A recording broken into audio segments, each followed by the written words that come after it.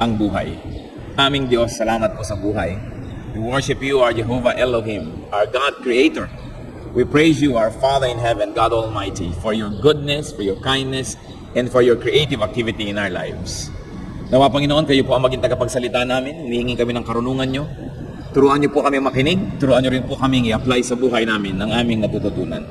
We want you, our Father in heaven, to be our speaker. Sit on your throne of power. Dispense blessings to your people. Lift up your name. Set us free from ignorance. Set us free from slavery in many forms. Lead us. Protect us now, O Father, from evil men and evil spirits. Protect even our household and our loved ones.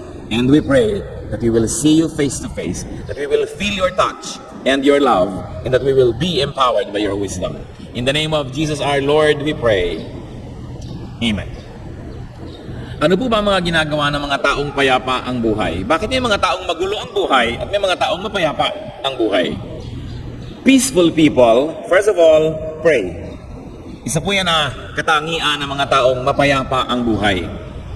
Philippians 4:6-7. Do not be anxious about anything, but in everything, by prayer and petition, with thanksgiving, present your requests to God.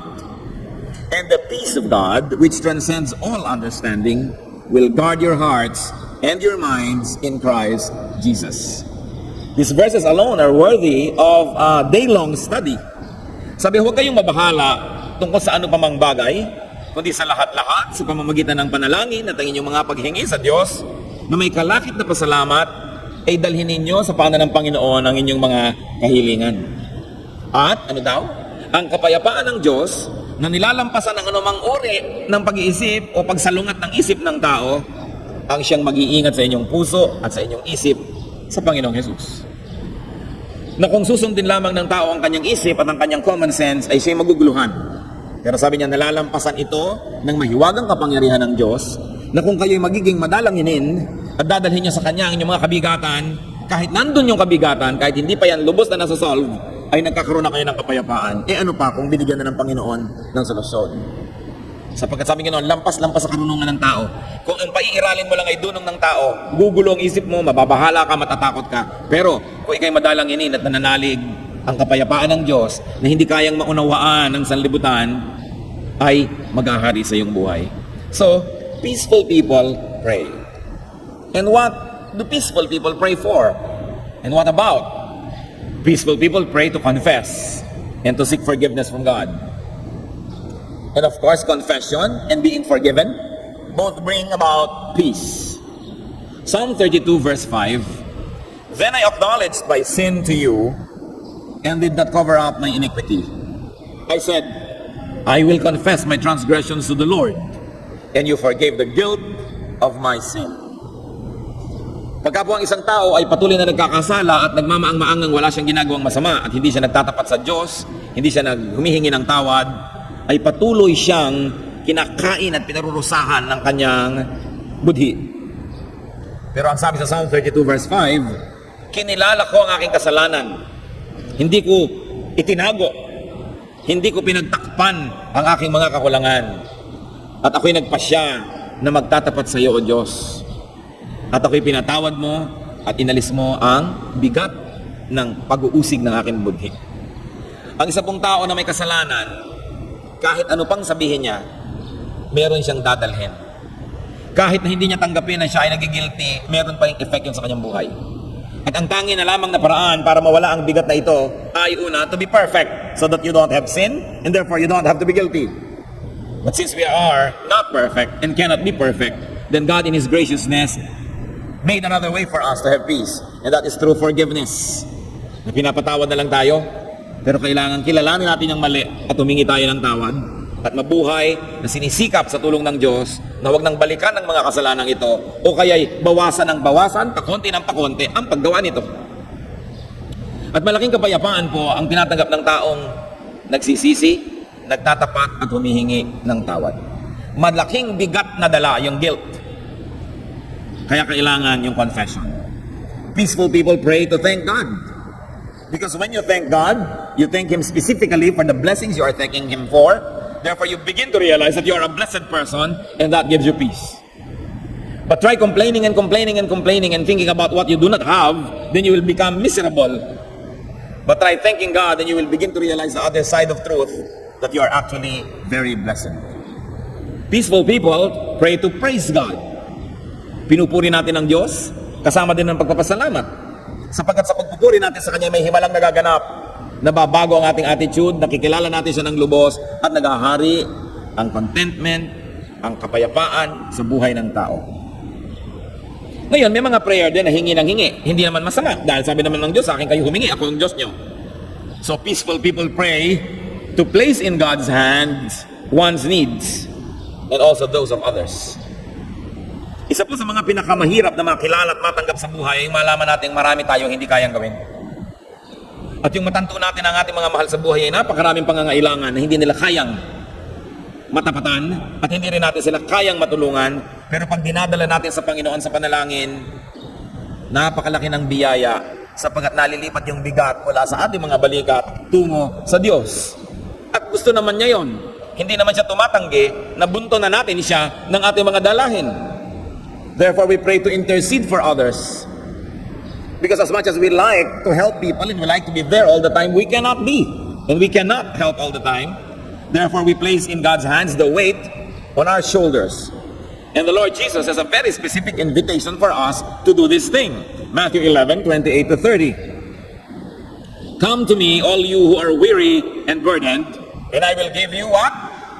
Rest. Take my yoke upon you and learn from me.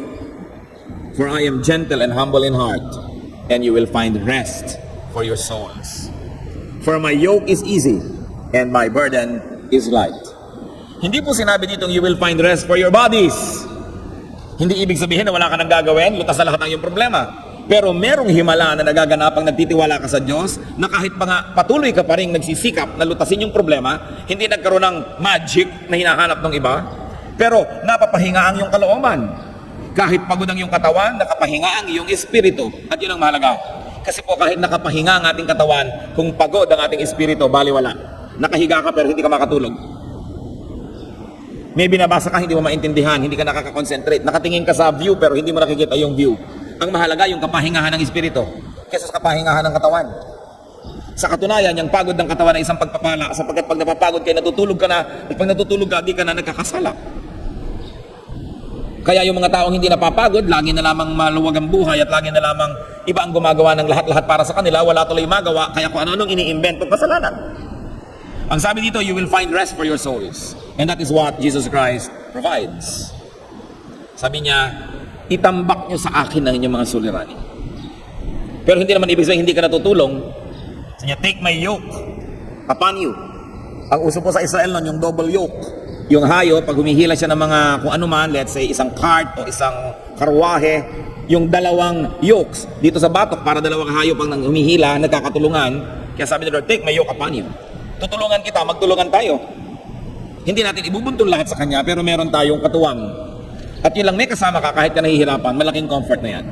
So spiritual people become peaceful because they pray. Also, peaceful people ask to be prayed for. In fact, they get prayed for.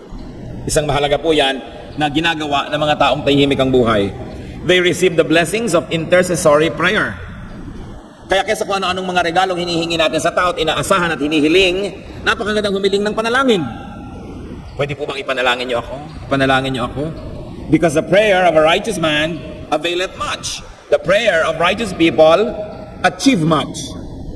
Kaya itong si Peter, nung siya nakakulong, anong blessing ang natanggap niya? Acts 12:5. So Peter was kept in prison, but the church was earnestly praying to God for him. At alam natin ang nangyari? Nalagot ang tanikala, umuga ang kulungan, kung ano-anong mga nangyari, bumukas ang pinto na bakal, at si Peter ay pinawalan ng anghel dahil sa panalangin ng mga mananampalataya. The best gift that you can receive from people is their prayer for you. Huwag nating mamaliitin yun. Kaya kung minsan yung mga iba nagsasabi, pasensya na po kayo, hindi ako makapagregalo sa inyo, wala akong kakayahan, hindi ako mayaman.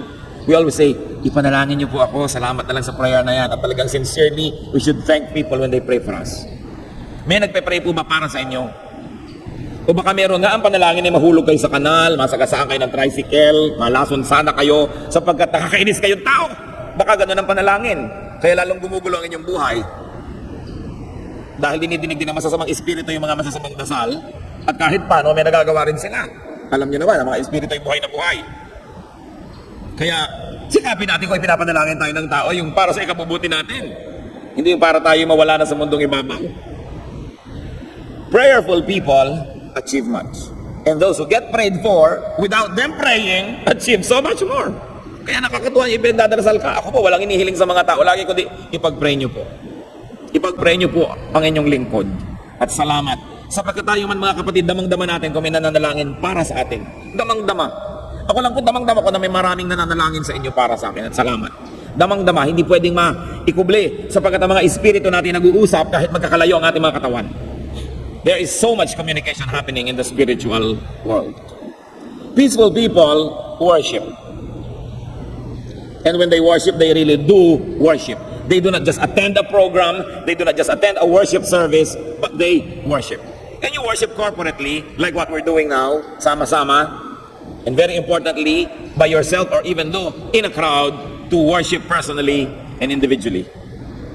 At ako po lagi kong inihimok ang ating mga kapatiran to develop a personal worship.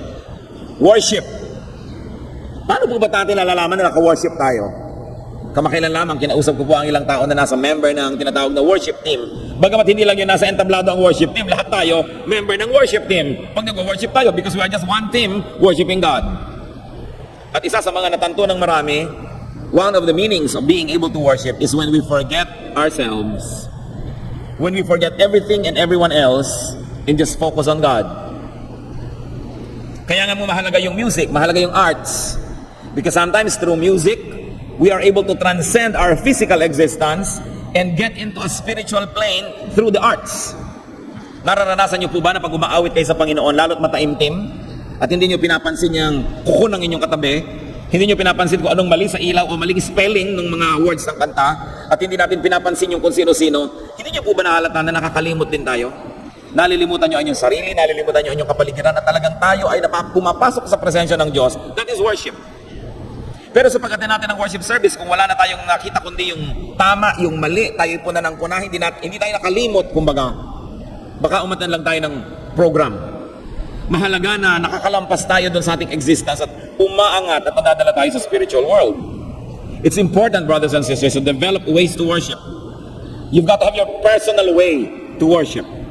To develop ways to be transferred spiritually to the kingdom of God, to the kingdom of heaven. And the arts can be very, very helpful. Through singing, through dancing. Some people, when they dance with the Lord, they forget themselves and just focus on God. You know, they're able to connect. Some people do that when they praise or when they meditate. Or sometimes not by singing, but by listening to music, they are transported to the spiritual world. To the world of the Spirit. Yun naman sa pakikinig ng salita ng Diyos ng iba. Sa sermon, habang nakikinig sila sa salita ng Diyos at ito'y naipapaliwanag, ay nalilimutan nila ang kanilang kapaligiran at sarili at nauunawaan. Oo nga, ganito nga ang connection ng buhay. A plus B equals AB. Pag ginawa ko ito, ganun nga ang nangyayari. And you become more and more like Jesus because the Word of God transforms you. Whatever it takes, mga kapatid, huwag kayong papayag na umaattend lang kayo ng worship service. Dapat personally naka-worship tayo. Na merong katangian ng Diyos na natanto at nakilala natin, na meron tayong kaluguran na naibigay sa Kanya, na meron siyang sinasabing mensahe na nadinig at naunawaan natin dahil nakakonect tayo sa Kanya. This is what worship should accomplish. Kaya lugi yung mga pupunta pa daw sila sa church, napagod, namasahe, nagkasolina, tapos hindi naman naka-worship. Dahil ang dadalang espiritu maghanap ng ipipintas, maghanap ng gulo. Kailangan talagang sa mo, Lord, ipaglalaban ko ito. I'm going to worship. And I like to experience you in a very personal way. I like you to really be in my heart. And I like to see you, to have a glimpse of you, to understand a word coming from you. If not many words, at least one. Then we are able to communicate with God. Tingnan niyo po sa Biblia, yung mga tao nagkaroon ng spiritual experience, hindi lang religious activity, ha? Magkaiba yon. Sa Luke 1:22, itong si Zechariah, na tatay ni John the Baptist, when he came out, he could not speak to them. They realized he had seen a vision in the temple. For he kept making signs to them, but remained unable to speak. Dahil kinausap siya ng anghel, nakakonekta siya sa Panginoon through the angel, ano nangyari? Naapektuhan ang communication niya with people kasi naiba yung channel. Kaya alam na alam ng mga tao, may nangyari sa kanya. Pero yung mga ibang umattend doon, walang nangyari sa kanilang lahat. Kasi everything was normal. Kailangan maranasan ng Espiritu ng Diyos. Sa Acts 11:5, ano pong sabi dito ni Peter? I was in the city of Joppa praying, and in a trance, I saw a vision. Si Peter ito, lumampas siya sa physical, umangat ang Espiritu, which he calls a trance, and he saw a vision. And God gave him a very, very important teaching that day, because he was able to get out of the usual physical environment and enter the spiritual world. Exodus 34:29, pati si Moses, nung umakyat sa bundok at kinausap siya ng Diyos, pagbalik niya, nagulat ang lahat. When Moses came down from Mount Sinai with the 2 tablets of the testimony in his hands, he was not aware that his face was radiant because he had spoken with the Lord. Pagbaba niya sa bundok, daladala niya yung mga batong pinag-ukaan ng mga utos ng Diyos. Nagulat ang tao dahil umiilaw ang kanyang muka. Alam na alam nila, may nangyari sa kanya. Medyo sulyapan nyo nga ang mukha ng katabi nyo. Ano bang nakikita natin? Si bangot? O umiilaw? Alam nyo ang mga Kristiyano umiilaw. Alam na alam mo, kaya kung minsan hindi mo alam na Kristiyano, tatanungin mo, Christian ka ba? There is something in the face of Christians that tell you na Kristiyano to, kapatid ko to. Kasi yung espiritu mo nakikilala nyo yon. Pero hindi lahat ng Christian ganun, ha? Pero yung meron ka talagang spiritual connection with God, yung meron kang happiness, contentment, joy, peace, kahit maraming gulo sa mundo, kitang-kita yon. Iba ang itsura ng mukha ng mga Kristiyano. Mayroong it that only another spirit of another believer will be able to recognize. Makikita natin yon. Kahit hindi ka nag-glow in the dark, makikita kung spiritual ka. Pero alam na alam niyo din po, yung Kristiyano, kahit Kristiyano na malayo sa Diyos, minsan backslider, minsan ay nabubuhay sa kasalanan, basang-basa mo rin sa mukha. Kitang-kita mo sa mukha niya, kahit na nakangiti, may iba. Kaya kailangan po spiritual ang experience natin. It even shows. Peaceful people immerse their hearts in God. In God's Word, the Bible. Psalm 119, 165. Great peace have they who love your law, and nothing can make them stumble. So sino nagkakaroon ng kapayapaan? Yung umiibig sa mga utos ng Diyos, hindi yung umiiwas, hindi yung tumatanggi, at hindi yung sumasalungat. Yung nagsasabing, Lord, tama po kayo. Ang galing-galing ng law ninyo, kahit inconvenient sa amin, kahit hindi yan ang gusto namin gawin, talagang kayo ang tama. And you have peace. Peaceful people immerse their hearts in God's Spirit. Sa pagtanggi mo lagi, sa pagbababa sa iyo ng iyong katawan, ng kagustuhan, ng layaw ng sarili, ng kasalanan, pagtanggi ka ng tanggi, gumagaan ka at nakaakyat ka dun sa spiritual level where you can really fellowship with God in spirit. At ito po ang dapat nating i-develop muli mga kapatid, yung very personal spiritual experience. Ang nangyari kasi sa church, sobrang naging philosophical, sobrang naging intellectual, sobrang naging academic, to the point that when you study the Word of God, scrutinize every word, go to every dictionary, go to the Greek, go to the Hebrew, and you understood what it means, you think nagkaroon ka na ng spiritual experience. But sometimes it is only up to the level of human knowledge. Well, human knowledge is an important jumping board to enter the spiritual world, but it is not the end. Kaya marami po tayong makikita, mga scholar, pero hindi spiritual. Mga alamang lahat ng pasikot-sikot sa Bible, pero walang pag-ibig, walang kapayapaan, walang kabanalan sa buhay. Kasi hindi sapat na alam mo yan, hanggang utak lang yon. Kailangan magkaroon din ng talab sa ating espiritu. 2 Corinthians 3:17, Now the Lord is the Spirit, and where the Spirit of the Lord is, there is freedom. At ito dapat balikan ng mga Kristiyano, kasi ang Christianity, ang church, naging puro do's and don'ts. Samantalang where the Spirit of the Lord is, there is a sense of freedom.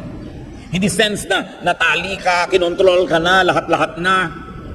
Meron pa mga tao, pastor, meron pong ang inyong isang member, may kasalanan siya, anong gagawin niyo tungkol dyan? And I always say, as a preacher, I do my best to preach the Word of God, to present to people possibilities and ways of obeying God's Word.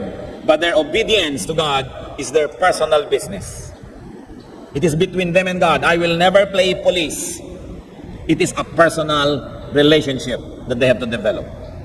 Yung mga iba, pagka nagkasala ka na ng konti, hindi ka na pwedeng mag-usherette, hindi ka na pwedeng kumanta, hindi ka na pwedeng tumugtog, wala ka nang gagawin sa buhay. So ang nangyayari sa church, manmanan ng manmanan sa buhay ng may buhay, hanapan ng kasasira, at tanggalan ng tanggalan sa ministry. Kung gagawin talaga natin yun, ang totoo mga kapatid, walang matitira.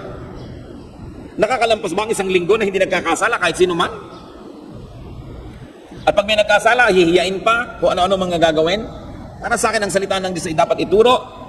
Pero ang Diyos man ay hindi nangihimasok sa ginagawa ng tao. Kaya lang nagbabayad ka, sumunod ka, hindi ka sumunod, you will suffer or you will enjoy the consequence. But God doesn't come down from heaven and stop you from doing something, so why should I? Dapat ituro ang salita ng Diyos sa pinakamabuting paraan, sa pinakakayang maunawaan ng tao, at pagkatapos hayaan ng tao na makipagtuo sa Diyos personally. It must be a personal relationship with God. The church must never function as a police department. Nawawalan tuloy ng pag-ibig, nawawalan tuloy ng pagtutulungan, nagiging siraan tuloy ng siraan. And what does it result in? People become hypocritical about everything. They hide their mistakes, they hide their sorrows, they hide their imperfections because the church will condemn them. Nabaligtad, bakit pa nagka-church? Dapat sa church, mga natatanggal lahat ng iyong maskara because there's an atmosphere of acceptance. Not tolerance, but acceptance. And then like caregivers, we give care to each one and to everyone because the church is a hospital and everybody is a patient and everybody is a caregiver to one another. Pero kung lagi mo nalang babantayan ng kasalanan ng tao at lagi mo nalang chinecheck, nagkasala ka ba ngayon? Nagkasala ka ba ngayon? Tapos meron pang makikita mo sa mga placard, sa mga bulletin board, that's what you did. No? Puro na lamang pang-uusig. Nasaan yung spirit of freedom? Will I be free to be able to tell you na meron akong weakness, na meron akong kasalanan, na meron akong mali para matulungan mo ako? O ikukubli ko ng ikukubli dahil oras na nalaman ng kapatiran pagpipiyastahan. Kailangan po natin i-review yung ating spirituality. Because I always say there is a very wide gap between religiosity and spirituality. And in our fellowship, in our church, I don't want people to have to hide their sorrows and mistakes to the point that we cannot help them. But we must create an atmosphere where people may be free to admit that they are not perfect. And then we help one another. Ang Panginoong Jesus nga, even the woman caught in adultery, which the law required to be stoned to death, eh sinabi ng Panginoon, ay kung sino na lang ang walang kasalanan, mauna nang bumato, at walang naglakas ng loob na pumukol. At nung tumuhay ang Panginoon, sabi niya sa babae, o nasa ng mga babato sa'yo, eh nag-uwi na po. Eh bueno, umuwi ka na rin, ano? At tigil-tigilan na ang iyong mga kasalanan. Umuwi ang babae, hindi naman siya akala mo pinagpapagalitan dahil siya ay makasalanan. Bagamat hindi naman natin dapat kupkupin, ang cute-cute mo naman, makasalanan, ang cute-cute mo. Hindi naman siyempre ganun. Pero ang point, huwag tayong maging mapang-usig. Because you don't know kung ikaw naman bukas ang madadapa at magkakamali. Kailangan sa church may pagtutulungan. Pagka ang mga tao patuloy nila ikinukubli sa kapatiran ng kanilang mga kamalian, ng kanilang mga imperfections, ibig sabihin lang, hindi pa tayo nakapag-create ng atmosphere of freedom. Not a freedom to do anything you like, but a freedom to be what you are and to seek help so you can be the better version of yourself. Acceptance is very important. Very, very important in the Christian community. Peaceful people seek and find God everywhere.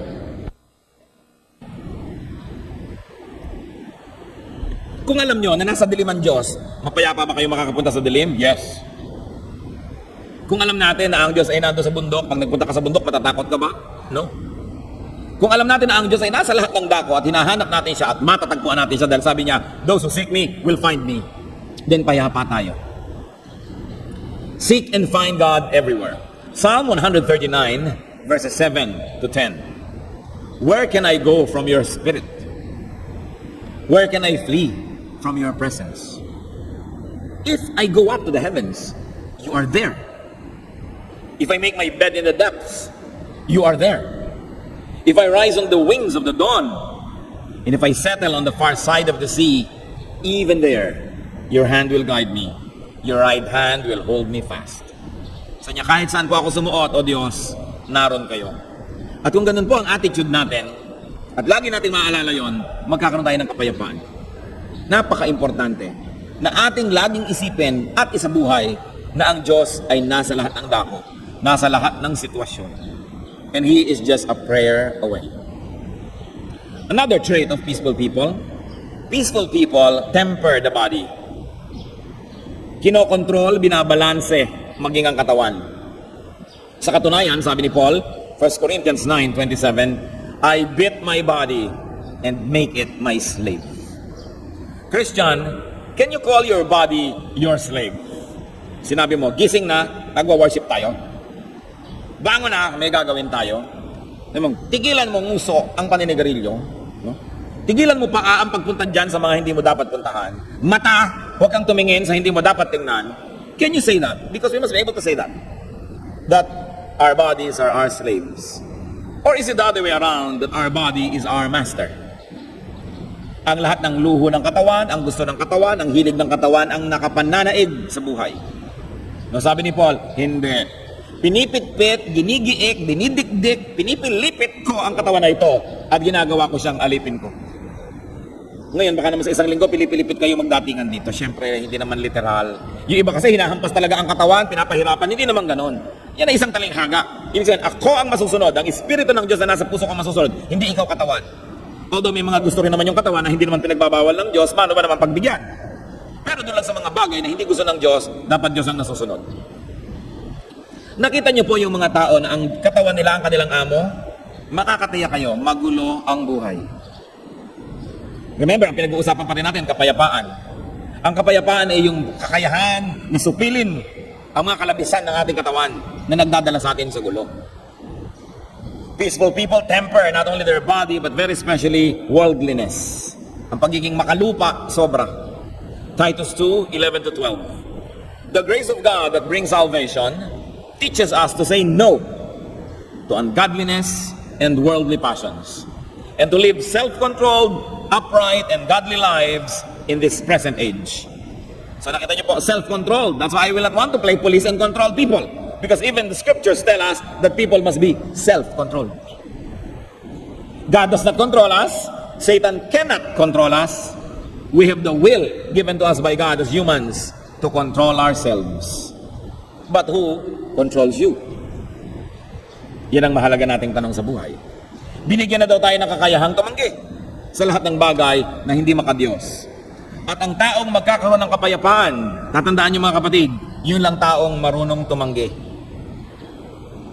Yung yes man, yes woman, hindi magkakaroon ng kapayapaan. Lahat ng ialok ng mundo, pagbibigyan, nahihiyang tumanggi, hindi makayang tumanggi. One of the first skills that a godly person must learn is to say no when you must. At huwag nang magdalamhati, huwag nang mag-apologize. If it's a no, it's a no. And related to that, peaceful people fast. Not only from physical food, in fact, not from physical food, but peaceful people abstain from many worldly appetites. Kasi yung mga worldly appetites ang mahilig magpahamak sa buhay natin. 1 Peter 2:11. Dear friends, I urge you, as aliens and strangers in the world, to abstain from sinful desires, which war against your soul. Sabi mga minamahal ko, hinihimo ko kayo, nakikiusap ako. Bilang mga estranghero, hindi kayo tagalupa. Huwag na kayong masyadong makisangkot dito sa lupa. At sa mga makalupang mga gawain. Hindi kayo taga rito. Nakikiraan lang kayo patungo sa kaharian ng Diyos. So huwag kayong masyadong makipagsabwatan sa sanlibutan. Yan ang sinasabi ng 1 Peter 2:11. Because the world will only bring you trouble and vexation. Worries, cares. Peaceful people forgive. Isa po yan, na main quality ng taong mapayapa. Nagpapatawad, marunong magpatawad. Sapagkat ang mga kinikimkim na galit, mga itinatanim na sama ng loob, hindi kapayapaan ang ibinibigay niyan, kundi gulo. Gulo ng isip, gulo ng espiritu, gulo ng emosyon. Dalawa lang naman para kasumaya. May nagkasala sa'yo, patayin mo. Pero hindi mo naman kaya o ayaw mo o takot ka sa batas, so patawarin mo. Ngayon, kung hindi mo papatayin, patawarin mo. Pero hindi mo naman pinapatay, hindi mo naman pinapatawad, nasa gitna ka, kaya litong-lito ang bawat na bahagi ng iyong pagkatao, kaya ka magulo. Patawarin at nang matapos. Kasi, hindi naman sila titigil sa paggawa ng mali. Kung ang kapayapaan mo lang, walang ginagawang mali sa iyo ang tao, hindi na mangyayari yun dahil ang daming tao gagawa sa iyo ng mali. Para ka makalaya, kailangan may gawin kang iba. Yung ay, kahit anong gawin mo, patatawarin kita. O di tahimik ang buhay nyo. Ay, pastor, mahirap naman pong hindi magpatawad. I agree. Pero di ba mas mahirap na hindi naman magpatawad? Pareho rin lang hirap yan. Ang gawin mo ng hirap, yung kinalulugod ng Diyos. Yung inuutos niya, sapagkat siguradong yun ang mas tama. Mahirap talagang magpatawad, mahirap din hindi magpatawad, hirap din lang at hirap, doon ka na sa kalooban ng Diyos. At kung hindi ka pa nananalig, sundin mo na lang, malalaman mo rin tama pala yun pag sinunod mo na. Forgive others. Matthew 6:12, forgive us our debts, as we also have forgiven our debtors. And peaceful people forgive themselves. Mahalaga yan na mapatawad din natin ang ating sarili. Kung ano man ang kamali ang nagawa na natin noon, hiningi na natin ang tawad sa Diyos. Sa abot ng ating makakaya ay nagbayad na tayo sa pinagkakautangan natin, humingi na tayo ng tawad, pinunan natin ang ating mga kakulangan. Forget about it and get on with life so that you will have peace. You cannot unscramble a scrambled egg. Ang natapos ay tapos na. Limutin na, talikuran na, at harapin ang bukas na kasama ang Panginoong Yesus. And finally, bagamat marami pang ginagawa ang mga peaceful people, pero walo lang ang pinag-usapan natin ngayon. Peaceful people fear their lives with good deeds. Pinupuno nila ang kanyang araw, ang kanyang linggo, buwan, taon, ang buhay ng kabutihan. Lalong-lalo na ang paggawa ng mabuti sa mga kapuspalad, sa mga kawawa, sa mga naaapi, sa mahihina, sa mga may sakit, sa mga walang kakayahan na tulungan ang kanilang sarili. May himala na nangyayari pag tinutulungan natin sila, may kapayapaang naghahari sa ating puso. Maybe one of the reasons is what they call in physics the law of impenetrability. That only one thing can occupy one place at one time. So if you occupy your heart with good deeds, how can bad thoughts bother you? Kaya mahalaga yung nagiging busy tayo sa kabutihan. Mga kapatid, hindi na siguro natin kailangan pag ipag-iitan ito, alam natin ito, we all want peace. But peace does not come automatically. Peace is fruit of discipline. It is a fruit of a disciplined spiritual life. Pinagpapraktisan, pinagpapasyahan na gagawin, at ipinaglalaban na laging gawin. Hindi nahuhulog mula sa langit na parang kometa ang kapayapaan sa buhay. Ito ay natatamo sa pamamagitan ng pagsisikap, ng practice, at ng consistent commitment. So be committed to do spiritual things, and peace will rule in your life. Huwag lang tayong umasa doon sa peace sa kabilang buhay, kundi peace on earth. Sapagkat yung mga anghel na nag-awitan nung isinilang ang Panginoong Yesus, ang awit nila, peace on earth. Hindi peace in heaven, hindi peace in the next life, but peace on earth. At hindi naman siguro sobra na ambisyon natin na magkaroon ng ganun ating buhay. Mga kapatid, kung kayo po payapa na, magpasalamat kayo sa Diyos. Maraming hindi pa payapa. Kailangan sundin natin yung mga spiritual laws. Dahil tulad ng binanggit, hindi yan automatic. Yan ay bunga ng pagsisikap na pinagpapala naman ng Diyos pag pinagsusumikapan. Aming Ama, salamat sa iyong mga paalala sa amin kung paano kami magkakaroon ng payapang buhay. Nais amin, Panginoon, matamasa ito. Lord, we like to pray for people who will call themselves troubled. Kayo na pinagmumulan ng kapayapaan, nawa ang munting mensahe na pinagsalusaluhan namin, kapulutan ng aral ng mga taong magugulo ang buhay. Panginoon, pagpalain mo ang lahat ng mga anak mong ito. Saan man sila pumunta, kanino mang mga kaibigan sila dumalaw, ano mang mga social circles ang puntahan nila, use your children as ambassadors of peace and not of trouble. Pag may mga nagkakagalit nawa sa amin, pakikisangkot sila yung magkasundo. Pag kami mga hindi nagkakaunawaan, ang presensya nawa namin ng aming mga patotoo at mga salita, Panginoon, ay maging daan para magkaroon ng unawaan. Gamitin mo kami na kasangkapan ng kapayapaan, na makapagpatahimik kami sa buhay ng iba't hindi kami makapanggulo. Panginoon, pagpalain mo kami at salamat sa mga pagpapalang ibinibigay mo.